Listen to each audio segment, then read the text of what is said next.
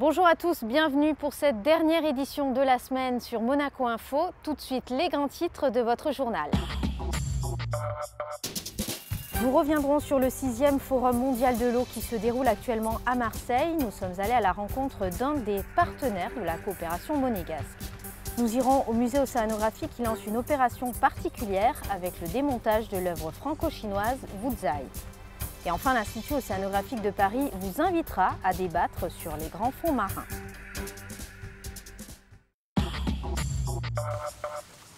On ouvre d'abord ce journal avec la présence de l'Organisation mondiale de la santé, venue spécialement en principauté pour signer une convention concernant l'accélération de la lutte contre le paludisme jusqu'à sa préélimination en Afrique orientale et australe à l'horizon 2015. Cette réunion se tenait tout au long de la journée de ce vendredi au ministère d'État. Retour sur le Forum mondial de l'eau qui se déroule actuellement à Marseille pour sa 6e édition. Plusieurs personnalités y sont réunies afin de trouver des solutions pour assurer l'accès à l'eau potable.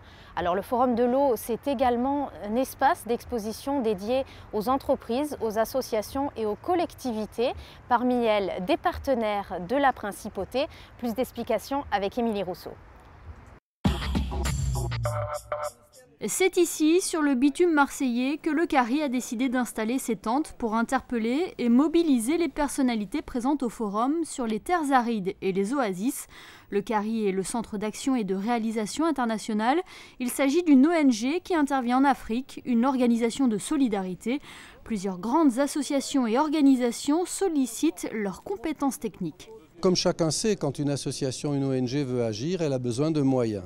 Bien sûr, les moyens dont dispose une ONG, c'est celle de ses adhérents, mais c'est surtout ceux de ses donateurs. Ces donateurs, c'est qui? Eh bien, ce sont des collectivités locales, ce sont des ministères d'État ou ce sont des États qui, à travers leur bureau de la coopération internationale, comme c'est le cas pour Monaco par exemple, nous appuient, considèrent que notre programme est intéressant, veulent s'investir dans les thèmes que nous soutenons et nous mettre des fonds à disposition. Ces fonds ne sont jamais donnés en termes de subventions gratuites, c'est toujours sur la base de conventions et nous sommes redevables de l'usage de ces fonds. Et ces fonds, la coopération monégasque les investit dans différents domaines, même si la majorité des projets financés concernent l'éducation et la santé, on l'a vu dernièrement au Mali ou au Burkina Faso. La DCI se concentre également sur des projets environnementaux. Ils représentent environ 30% de leur portefeuille d'action. Il y a quelques années, la coopération monégasque a fait appel au CARI. Le CARI est un partenaire de longue date de la direction de la coopération internationale. Alors, nous les avons soit soutenus directement dans les activités qu'ils avaient eux-mêmes définies et qui mettaient en œuvre sur le terrain, ou alors on a pu aussi faire appel, par exemple en Tunisie depuis 2008, à leur expertise et leur savoir-faire justement en gestion des écosystèmes oasiens en appui de la réalisation de projets de réhabilitation de palmeraies dans le sud tunisien. Ce programme en Tunisie est actuellement en cours de finalisation. Il aura duré 3 ans et satisfait de leur partenariat, la coopération monégasque étudie actuellement d'autres projets avec le CARI.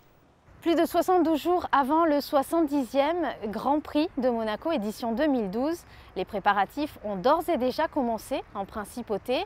Alors vous allez le voir, les premiers à en bénéficier, ce sont les pins. Pourquoi les arbres sont les premiers concernés? La réponse avec Christine Datomel. Dès le début du mois de mars, le service de la direction de l'aménagement urbain effectue diverses opérations au niveau des jardins dans le cadre de la préparation pour le Grand Prix de Monaco. On enlève tout ce qui est jardinières mobiles qui sont sur le circuit. Et une fois qu'on a fini la taille des orangers, on nettoie l'ensemble des pins qui sont sur le parcours pour éviter que les fruits, les cônes ne tombent pendant les courses et pendant les essais. C'est un peu embêtant parce qu'il y a un peu les véhicules qui passent un peu à côté de nous et tout. Et voilà, alors on essaye de mettre la sécurité en plus et voilà.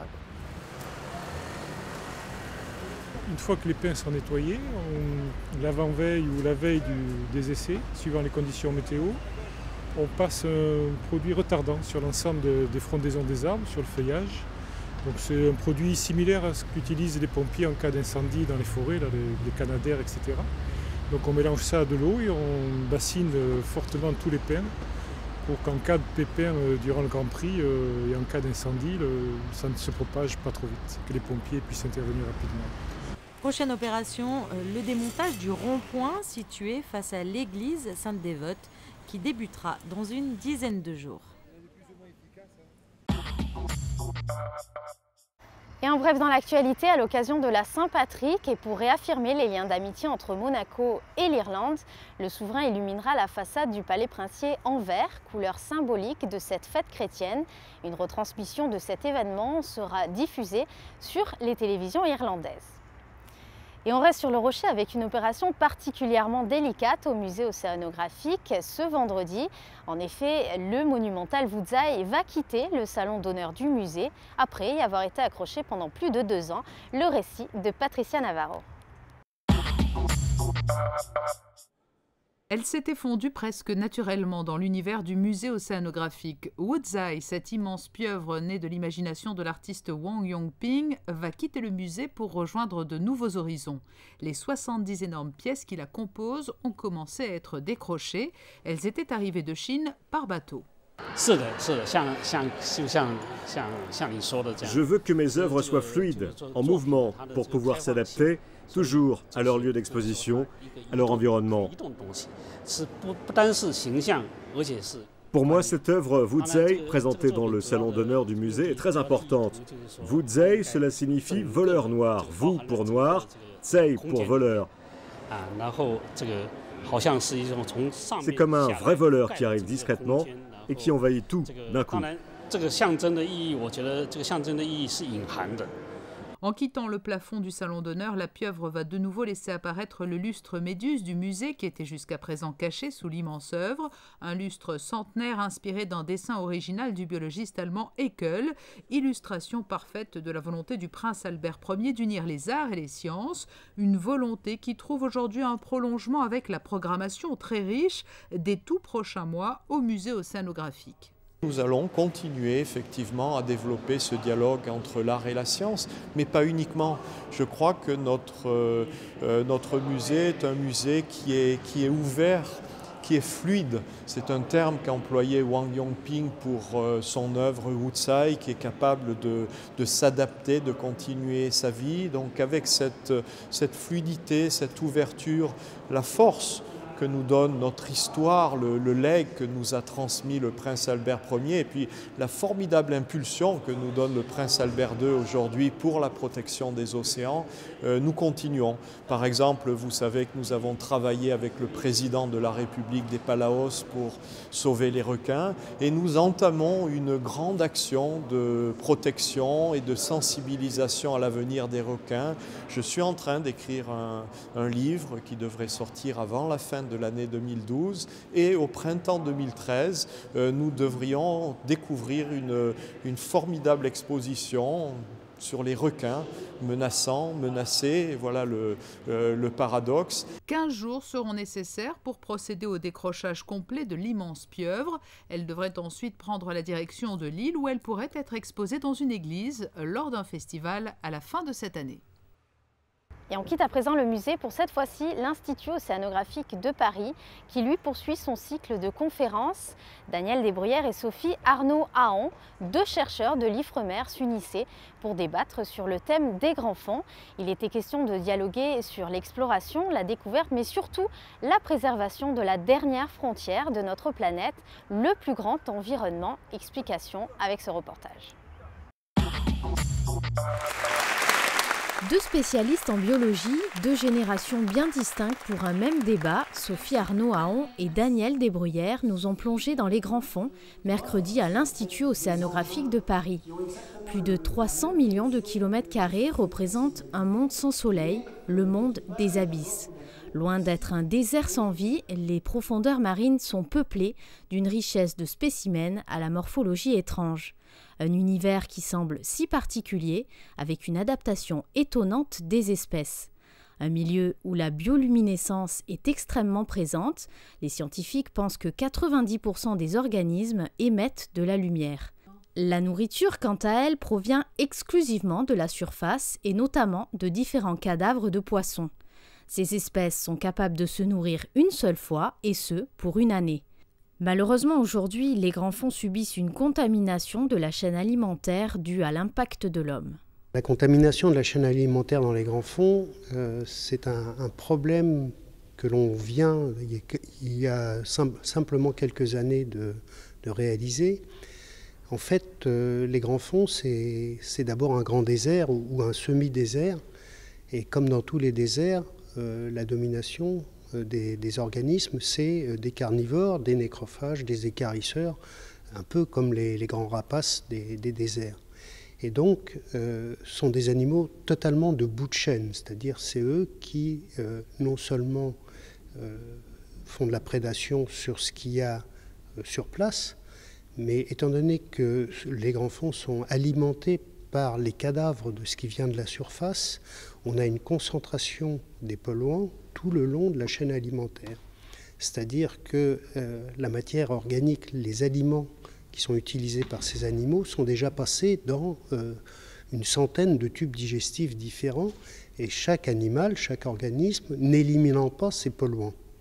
Donc on va avoir une concentration de polluants, en particulier les organochlorés, le DDT, un certain nombre de polluants comme ça, de polluants qui sont d'origine humaine, qui vont se concentrer dans les poissons des grands fonds. Les grands fonds marins renferment d'importantes ressources minérales. Beaucoup de médicaments sont issus de molécules des abysses, comme des anticancers, des traitements contre le sida, anticoagulants et cosmétiques. Mais depuis quelques années, le regard de l'homme a changé. Justement, les pays tentent de trouver un accord afin de faire respecter une convention pour préserver durablement les grands fonds. Il existe une autorité internationale qui a été mise en place dans le cadre des accords internationaux des Nations Unies, de la Convention des Nations Unies pour le droit de la mer et des océans. Donc cette autorité qui s'appelle l'autorité des fonds marins a pour mandat à la fois la distribution, la répartition des concessions pour la prospection et la mise en œuvre éventuelle dans un futur relativement proche, possiblement, de l'exploitation des ressources minérales. Et cette autorité, dans le même cadre, a pour mandat la mise en œuvre de mesures de protection de l'environnement et de la biodiversité autour des concessions d'exploitation de ressources minérales.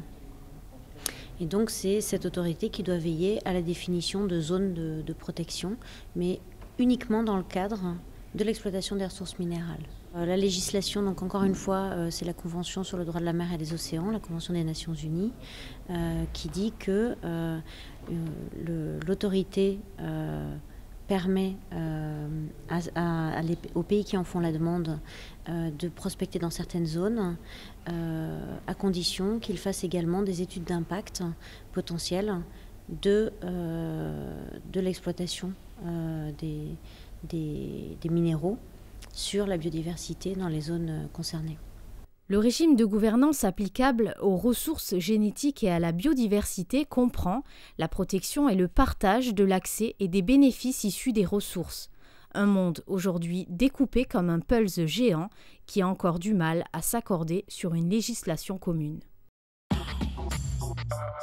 Et toujours dans l'actualité en bref, l'organisation Pink Ribbon organisera une marche ce dimanche 18 mars à Monaco. Cet événement permettra de contribuer à la lutte contre le cancer du sein, à sensibiliser et à éduquer sur les méthodes de dépistage et prévention du fléau. Pour la 4e année consécutive, le club humanitaire de Monaco se sont regroupés pour mener une action « Je sais pourquoi je cours » en faveur des familles les plus défavorisées. 3 courses sont prévues le dimanche 18 mars 2012 lors de la Monaco Run à Monaco.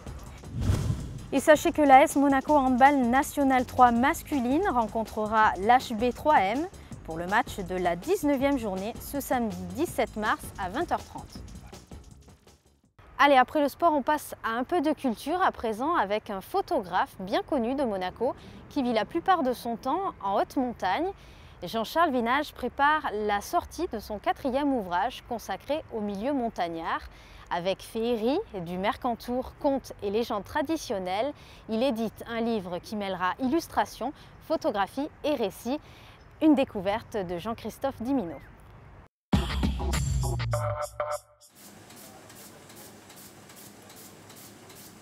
On retrouve le photographe chez son imprimeur. Aujourd'hui est un grand jour, c'est l'impression des livrets qui constitueront bientôt le livre distribué à 3000 exemplaires.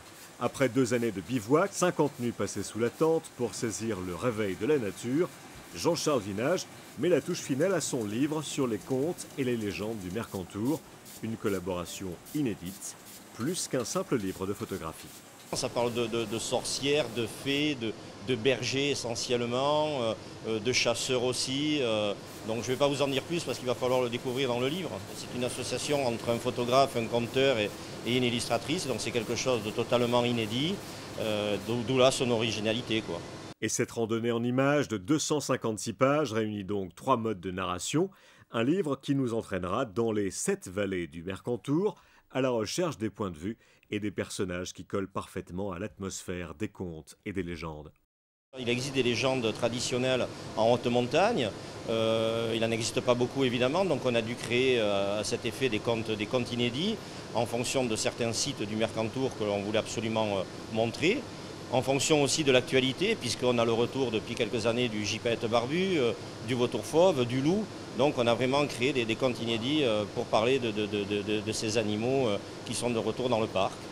Particularité de ce beau livre, sa vente ne s'effectuera pas en librairie, mais sur place, dans les villages du Mercantour, à partir de l'été prochain, à l'occasion d'une exposition photo itinérante. Féerie du Mercantour sera présentée en avant-première à Monaco au début du mois de mai.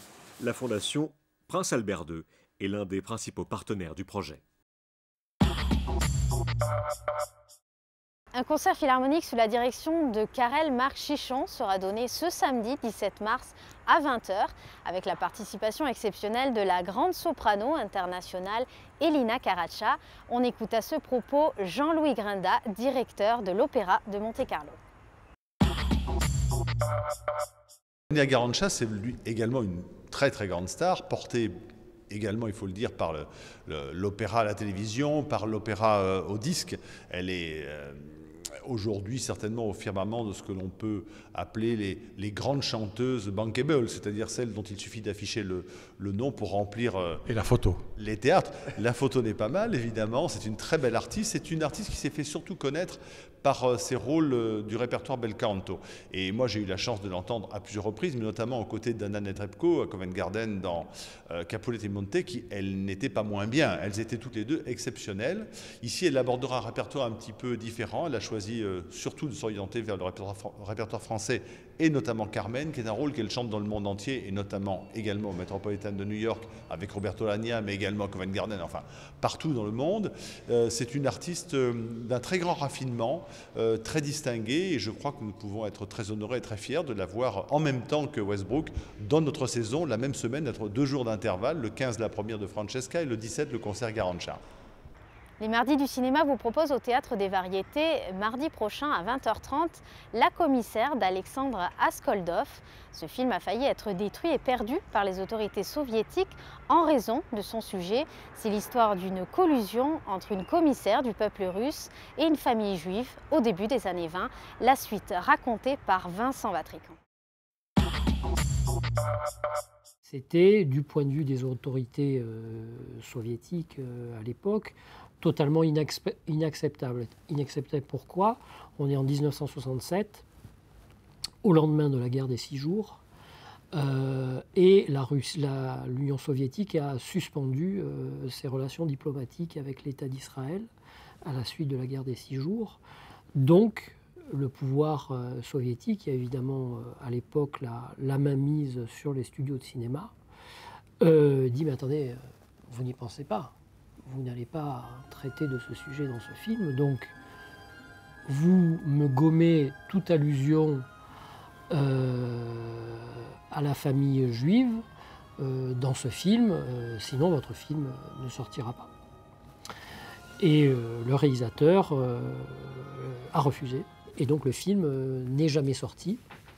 Il a même été menacé de destruction, ce qui s'est déjà vu dans l'histoire du cinéma, et fort heureusement, ce sont des amis du réalisateur qui ont planqué le négatif à l'abri des ciseaux des censeurs, Et ça n'est qu'à l'orée des années 90, pendant le régime Gorbatchev et cette fameuse période de glasnost, que le film a pu être terminé, puisque la piste de son n'était pas réellement achevée en 67, et sortir sur les écrans. И для основания светлого будущего проклинаю тебя, Емелин, как подлую собаку. Quel temps fera-t-il ce week-end? Réponse tout de suite avec la carte météo. Eh bien samedi, le soleil restera hésitant, des nuages sont au programme avec des températures allant de 12 à 15 degrés. Dimanche, le ciel restera incertain avec des risques de pluie malgré une maximale de 14 degrés. Lundi, c'est le début d'une semaine ensoleillée avec un mercure restant nettement supérieur au normal. Et enfin mardi, un soleil un peu voilé avec des températures qui iront de 11 à 16 degrés. Voilà, c'est la fin de cette édition. Merci de l'avoir suivi. Je vous rappelle que vous pouvez retrouver toute notre actualité sur le site de Monaco Channel. Très bon week-end, à bientôt sur Monaco Info.